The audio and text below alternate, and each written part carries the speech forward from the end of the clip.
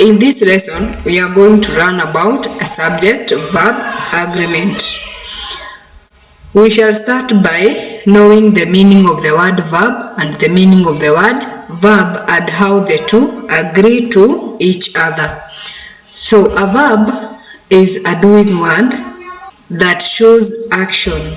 For example, eat, drink, talk, walk, write. So these are doing words which shows action done. Subject is the doing word, is the person doing the activity. For example, she combs her hair every day. She is the subject. Who combs her hair every day? She. And the verb here is comb. She combs her hair every day. Its plural is they comb their hair every day. The verb is comb and the subject is they. Let's look at the pictures below and talk about them. We see Joyce waters flowers.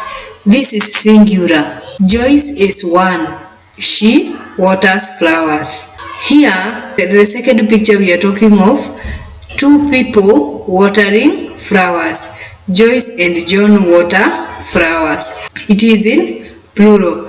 In the first picture we read about singular, which is only Joyce is watering. So Joyce water flowers, and plural, Joyce and John water flowers.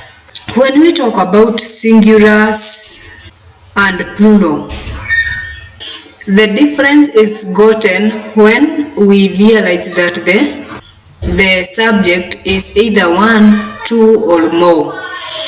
We are talking about one person or one object. We add s to the verb to make it singular. When talking about two or more people or objects, we do not add s to the verb. For example, she combs her hair every day. That is singular. And they comb their hair every day. That is plural. Meaning the verb is comb. In singular, the verb will carry s, so it will be combs. And in plural, the verb will be comb without s at the end. If I is the subject, we still do not add s to the verb. That is, when we make a sentence like I write a letter. I write. We can't say I write. The word is I write. I is the subject. We do not add s to the verb. Let's try to look at the sentence below and try to answer them. The girls usually dash their mother to clean the house. So we look at the subject. Is the subject is in singular or plural?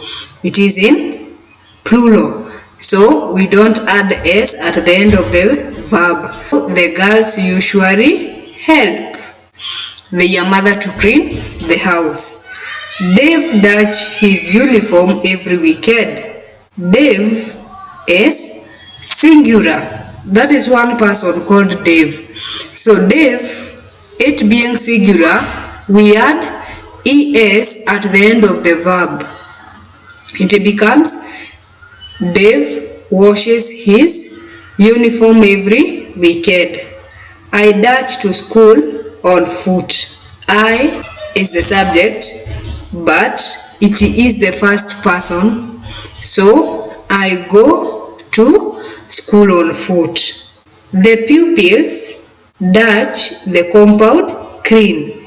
The subject here is in plural.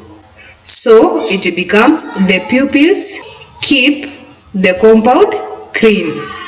Irene dash her clothes by herself.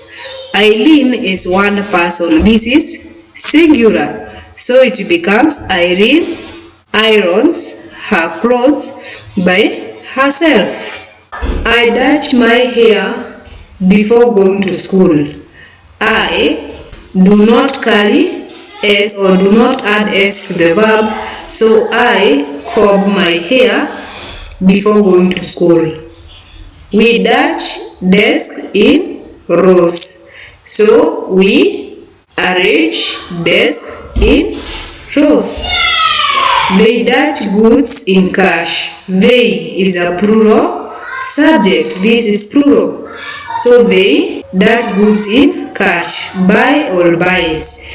They, because it's plural, it does not carry S at the end. The answer becomes buy. They buy goods in cash.